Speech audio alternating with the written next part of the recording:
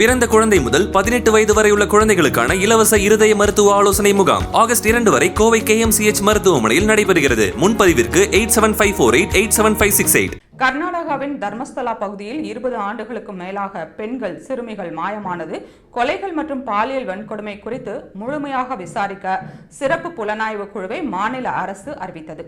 தக்ஷிண கன்னடா மாவட்டத்தில் உள்ள தர்மஸ்தலா கோவில் நிர்வாகத்தில் பணிபுரிந்த முன்னாள் துப்புரவு தொழிலாளி 1998 முதல் 2014ஆம் ஆண்டு வரை நூற்றுக்கணக்கான பெண்கள் பள்ளி மாணவிகளின் சடலங்களை எரித்து புதைக்க கட்டாயப்படுத்தப்பட்டதாக காவல்துறையிடம் சமீபத்தில் பரபரப்பு வாக்குமூலம் அளித்துள்ளார். பாதிக்கப்பட்ட பெண்கள் அனைவரும் பாலியல் வன்கொடுமை செய்யப்பட்டு கொல்லப்பட்டதாக அவர் தெரிவித்ததை தொடர்ந்து மாநில அரசு இந்த முடிவை எடுத்துள்ளது. கர்நாடகா காவல்துறையின் பெங்களூரு உள்நாட்டு பாதுகாப்பு பிரிவின் டிஜிபி மொஹந்தி தலைமையில் அமைக்கப்பட்ட சிறப்பு விசாரணை குழுவில் MN அனுசேத், சௌமியலதா மற்றும் ஜிஜேந்திர குமார் தயாமா ஆகியோர் இடம்பெற்றுள்ளனர். தர்மஸ்தலா காவல் நிலையத்தில் பதிவு செய்யப்பட்ட வழக்குகளை விசாரித்து அரசுக்கு விரிவான அறிக்கையை இக்குழு சமர்ப்பிக்க வேண்டும் என்று உத்தரவிடப்பட்டுள்ளது.